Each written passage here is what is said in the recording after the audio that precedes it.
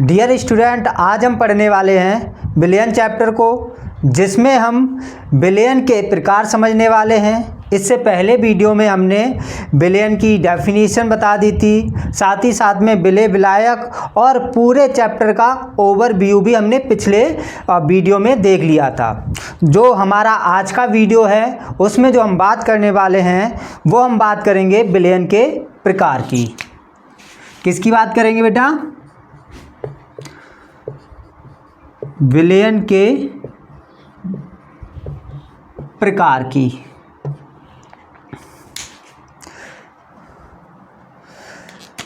तो हमने आपको पिछले वीडियो में बताया हुआ था कि जो हमारे विलयन होते हैं उन्हें हम 3 कैटेगरी के अकॉर्डिंग डिवाइड करते हैं, मतलब बांटते हैं। कहने का क्या मतलब है? सबसे पहले जो हम पढ़ेंगे वो पढ़ेंगे विलयन के रासायनिक संगठन के आधार पर विलयन के प्रकार। तो पहला जो हमारा फर्स्ट होगा, कौन सा होगा? फर्स्ट है ना, वो होगा विलयन के रासायनिक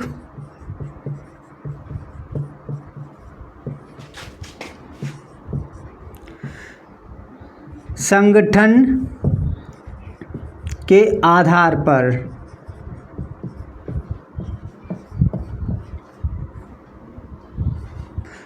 तो फर्स्ट जो हमारा होगा वो क्या होगा?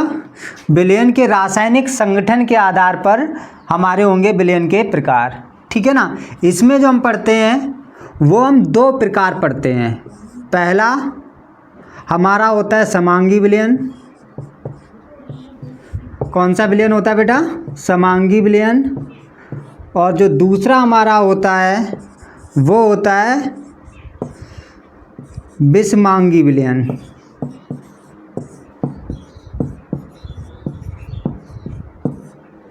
तो समांगी और विषमांगी विलयन समझ लेते हैं भाई। समांगी या विषमांगी विलयन क्या होते हैं? जैसा कि आपको पता है, अगर आप कंटिन्यू वीडियो देखते आए हैं तो ये हमारा विलयन जो टॉपिक है, मेन टॉपिक है, उसी के अंदर का नेक्स्ट जो टॉपिक है, जहाँ पर हमने प्रकार की बात करी है, विलयन के प्रकार की। जब हम विलयन के प्रकार की बात कर रहे होते हैं तो कहीं ना कहीं तक हम विलयन की ही बात कर रहे होते हैं। घुमा करके हम किसकी बात कर रहे होते हैं? विलयन की ही बात कर रहे होते हैं। तो हमारे समांगी विलयन क्या होते हैं? हम बोलते हैं कि वे विलयन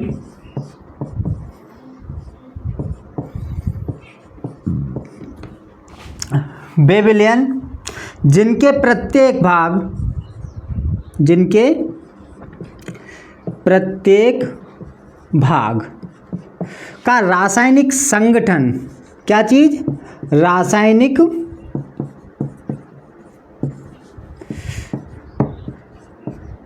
संगठन व गुण, ये दोनों चीजें जो है ना एक समान होनी चाहिए। कैसी होनी चाहिए? एक समान होनी चाहिए। उसे ही हम क्या बोलेंगे? समांगी विलयन बोलेंगे। तो समांगी विलयन हमारे ऐसे विलयन होते हैं जिनके प्रत्येक भाग का जो रासायनिक संगठन और गुण है वो एक समान है। अगर आपको बहुत कम शब्दों में याद रखना है तो इतना याद रख लो, क्या कि समांगी विलयन ऐसे विलयन जिनका गुण कैसे हो? एक समान हो। मतलब चाहे हम, जैसे मान लीजिए हमारा ये पात्र है और इसमें समांगी विलयन भरा हुआ है। अब इस पात्र में समांगी विलयन भरा हुआ है, इसका प्रत्येक भाग, चाहे वो ऊपर का हिस्सा हो, चाहे वो बिल्कुल नीचे का हिस्सा हो, या फिर बीच का हिस्सा हो, कहीं से भी हम अगर इस विलयन में से कोई से हिस्से को निकालते हैं, है ना, और उसे चेक करते हैं, तो चाहे ये वाला भाग हो, चाहे ये वाला भाग हो, चाहे ये वाला भाग हो, ये सभी के सभी एक समान होंगे। अब एक समान किस में होंगे? गुण में होंगे। और किस में होंगे? और रासायनिक संगठन में होंगे। तो इनके प्रत्येक भाग का जो गुण और रासायनिक संगठन होता है वो कैसा होता है? एक समान। तो समांगी विलयन के लिए आप डायरेक्टली क्या बोलेंगे भाई? समांगी विलयन जिनका प्रत्येक भाग जो है ना उसका जो गुण है वो एक समान है, यानी कि प्रत्येक भाग का जो गुण है वो एक समान है। एग्जाम्पल की जब बात आएगी तो एग्जाम्पल क्या देंगे हम? एग्जाम्पल में हम देंगे जैसे शरबत, जूस, है ना। तो ये हम एग्जाम्पल दे सकते हैं, या हवा। तो ये हमारे समांगी विलयन के एग्जाम्पल हो जाएंगे। तो समांगी विलयन की अगर आप नोट्स में डेफिनेशन लिखें तो फिर ऐसे लिख लेना, वे विलयन जिनके प्रत्येक भाग का रासायनिक संगठन व गुण एक समान होता है उसे हम समांगी विलयन कहते हैं। एग्जाम्पल की बात है तो शरबत, जूस, हवा आदि ये एग्जाम्पल हो जाएंगे। अब विषमांगी विलयन क्या होंगे? विषमांगी विलयन हमारे वे विलयन होंगे, है ना, जिनके प्रत्येक भाग का, किसका? प्रत्येक भाग का जो रासायनिक संगठन है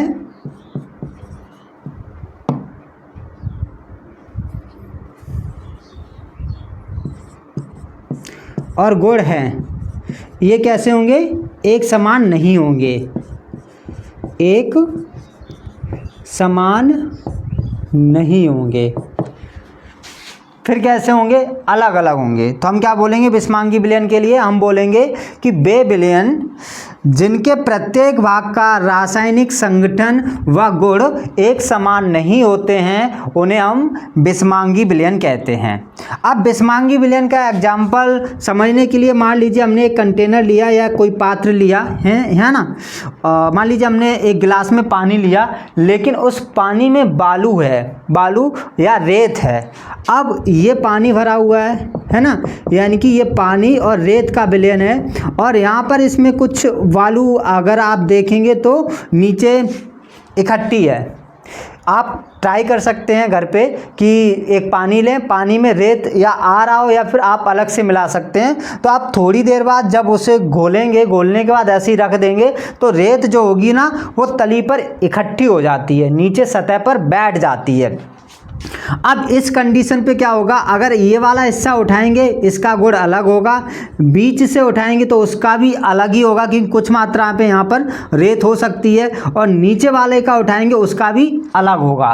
तो ये अलग अलग जगह से हम देख रहे हैं कि हमने जो हिस्सा उठाया हुआ है विलयन का वो अलग अलग निकल रहा है। तो ये हमारे क्या होंगे? विषमांगी विलयन। तो विषमांगी विलयन में सीधा सीधा आप ऐसे समझ लीजिए ये समान नहीं होते हैं। अब क्या समान नहीं होगा?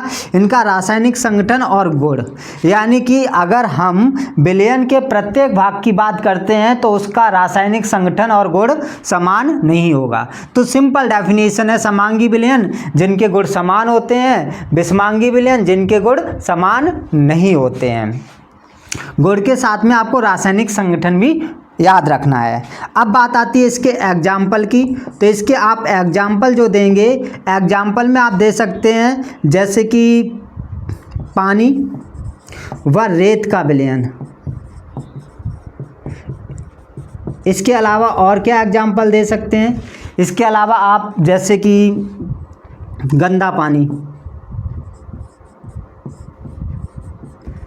गंदा पानी मतलब नाले का, गटर का पानी। इसके अलावा धुआं, ये आप एग्जाम्पल दे सकते हैं। क्लियर है ना बेटा?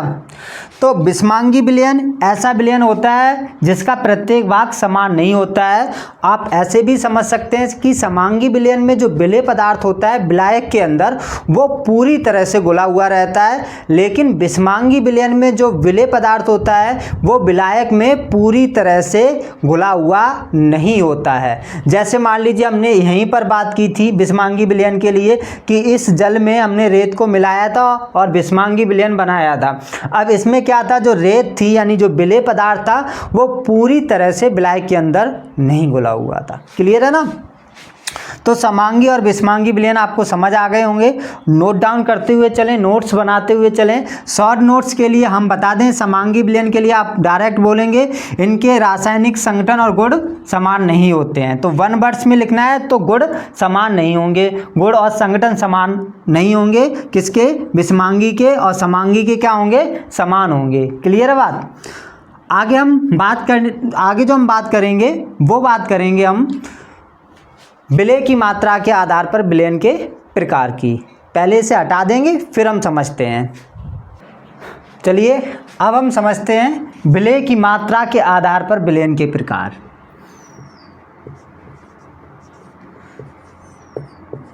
विलेय की मात्रा के आधार पर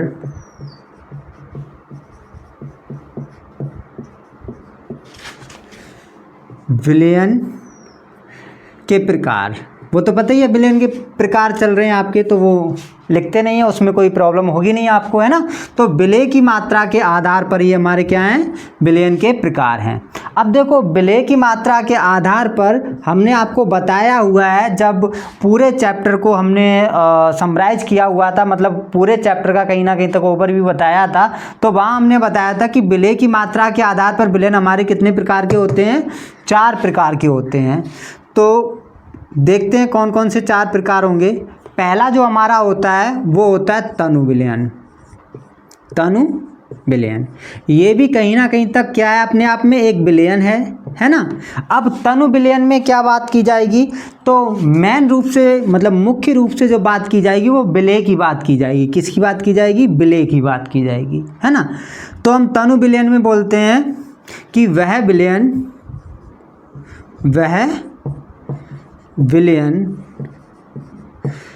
जिनमें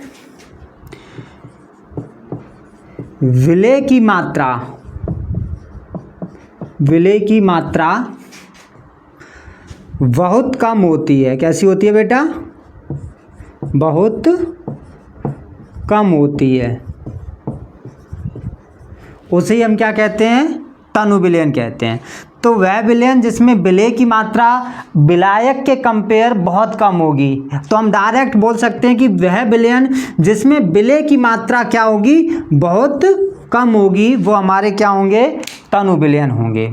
क्लियर है बात। अब जैसे मान लीजिए आपने एक कंटेनर लिया, इस तरीके से एक गिलास लिया कंटेनर, अब कंटेनर ले लो या ग्लास ले लो, समझने के लिए कुछ भी ले सकते हैं हम, है ना। उसमें जल भरा, आपने ये भर दिया जल, है ना, और इसमें आपने कोई विलेय पदार्थ जैसे चीनी मिलाया। अब चीनी आपने मान लो 1 चम्मच मिलाया, ये जो था 1 लीटर था और 1 लीटर में 1 चम्मच मिलाया, तो बहुत कम चीनी होगी ना, 1 लीटर में 1 चम्मच क्या होगा। तो इस प्रकार जो विलयन मिलेगा आपको वो तनु विलयन होगा, जिसमें विलेय की मात्रा विलायक की अपेक्षा बहुत कम रहती है ना। एग्जाम्पल क्या देंगे, जैसे एग्जाम्पल में हम दे देंगे 1 लीटर जल में 10 ग्राम चीनी का विलयन।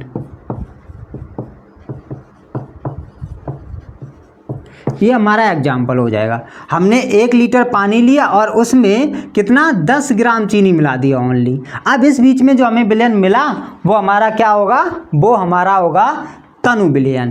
तनु विलयन नॉर्मली जो हम बोलते हैं घर पे, है ना, नॉर्मल बोलचाल में वो हम बोलते हैं पतला, बहुत पतला विलयन।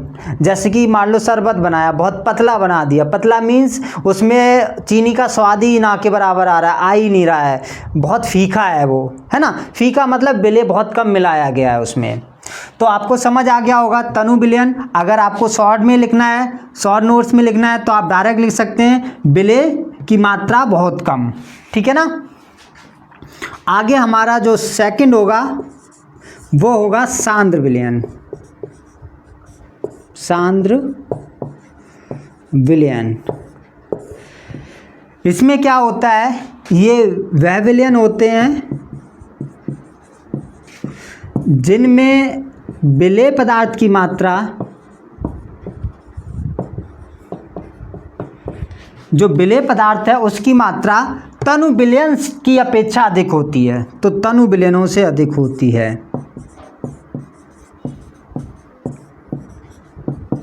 कैसी होती है बेटा, तनु विलयन से अधिक होती है। मतलब जैसे अभी हमने क्या किया था, हमने अभी 1 लीटर पानी लिया, है ना, और 1 लीटर में कितना चीनी मिलाया, 10 ग्राम। अभी क्या करें आप, मान लीजिए यही करें कि ये 1 लीटर पानी था हमारा, इस 1 लीटर पानी में आप 10 की जगह 100 ग्राम चीनी मिला दें। कितनी, 100 ग्राम क्या मिला दें, चीनी मिला दें। तो इस प्रकार जो विलयन मिलेगा आपको वो सांद्र विलयन होगा। सांद्र विलयन हमारे एक तरीके से जैसे कि मान लीजिए आपने 1 लीटर पानी लिया और उसमें 100 ग्राम चीनी मिला दिया, तो वो मीठा हो गया और थोड़ा ज़्यादा मीठा हो गया, है ना। तो सांद्र विलयन का मतलब चीनी जो है ना उसमें तनु विलयन की अपेक्षा ज़्यादा मिलाई गई है, यानी विलेय पदार्थ उसमें तनु विलयन की अपेक्षा क्या किया गया है, ज़्यादा मिलाया गया है, तो वो हमारे होते हैं सांद्र विलयन। सांद्र विलयन के लिए आप क्या बोलेंगे, वह विलयन जिसमें विलेय की मात्रा तनु विलयन से अधिक होती है। जैसे यहाँ हमने 10 ग्राम लिया तो हमने 100 ग्राम कर दिया, या 50 ग्राम कर दिया, या मान लो 150 या 200 ग्राम कर दिया, बढ़ा दिया तनु विलयन से विलेय पदार्थ की मात्रा को। अब तीसरा जो हमारा आता है थर्ड, है ना, जो तीसरा होगा वो होगा संतृप्त विलयन।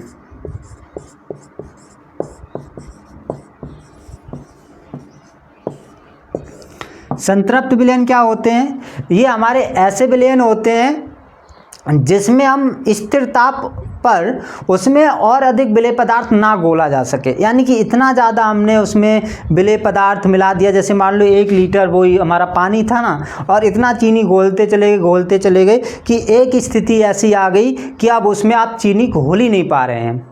तो इस प्रकार जो आपको विलयन मिलेगा वो हमारा होगा संतृप्त विलयन, मतलब बहुत ही ज़्यादा गाढ़ा, जिसमें आप अब नहीं घोल पाएंगे विलेय पदार्थ को, ऐसा हमारा होता है संतृप्त विलयन। लिखेंगे कैसे, इसके बारे में हम लिखेंगे वह विलयन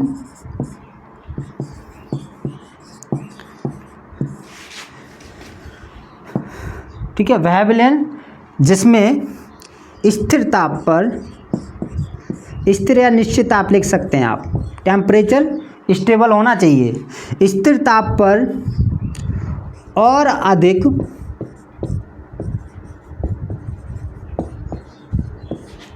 विलेय पदार्थ ना घोल सकें।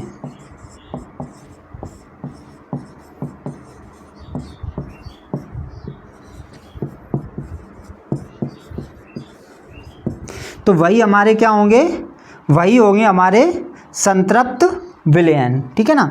इसका देखो एग्जाम्पल हमने नहीं लिखा हुआ है, अगर आप सांद्र विलयन का एग्जाम्पल लिखना चाहें तो लिख लेना।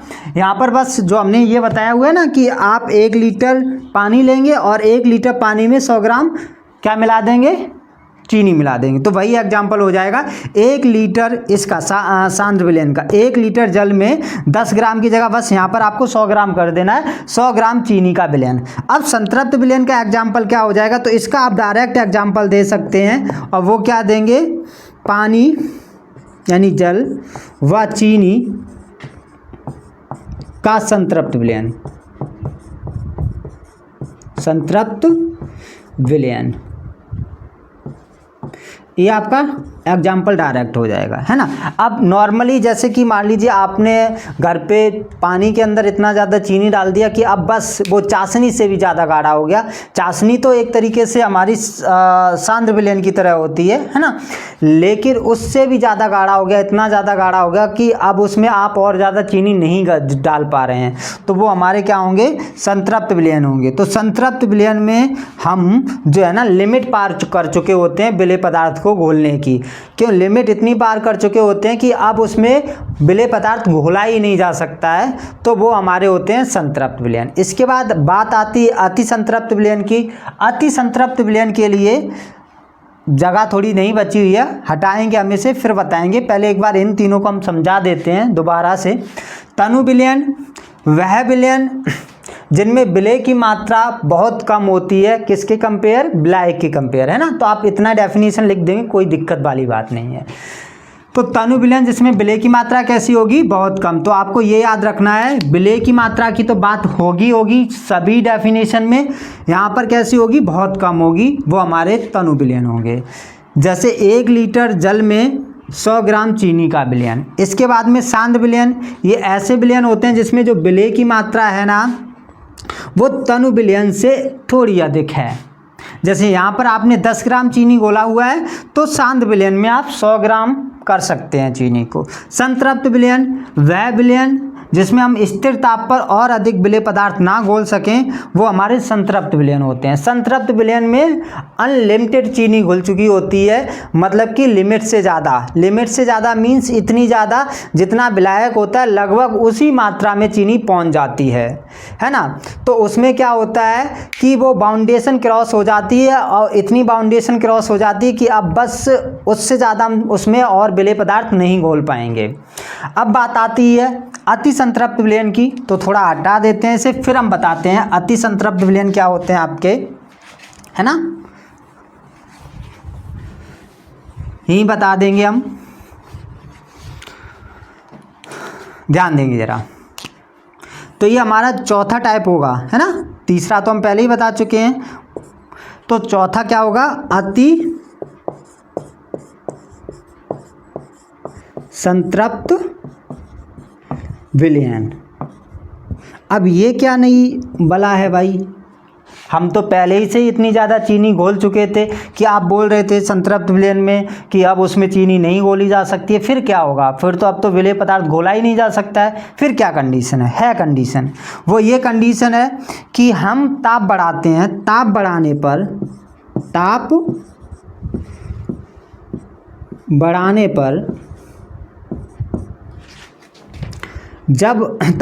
पर कुछ मात्रा में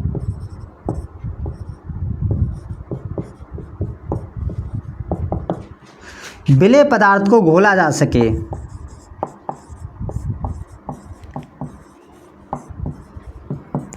विलेय पदार्थ को क्या किया जा सके, घोला जा सके, उसे ही हम क्या कहते हैं, उसे ही हम कहेंगे अति संतृप्त विलयन। हमने क्या किया, हमारे पास जो संतृप्त विलयन था वहाँ पर तो हमने ताप स्थिर रखा हुआ था, नॉर्मल टेम्परेचर पे हमने चीनी जितनी घोलनी थी घोलते चले गए, एक लिमिट ऐसी आई, अब घुलना बंद हो गई।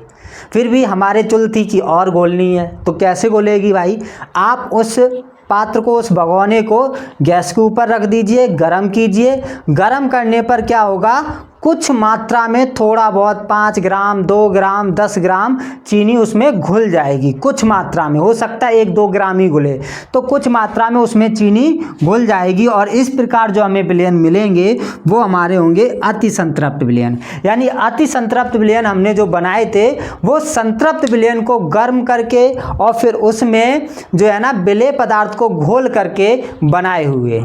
क्लियर है बात। तो अति संतृप्त विलयन यानी कि ऐसे विलयन जिनका ताप बढ़ाने पर कुछ मात्रा में हम विलेय पदार्थ को क्या कर सकें, घोल सकें, जिसमें हम मिला सकें विलेय पदार्थ को, वो हमारे अति संतृप्त विलयन होंगे।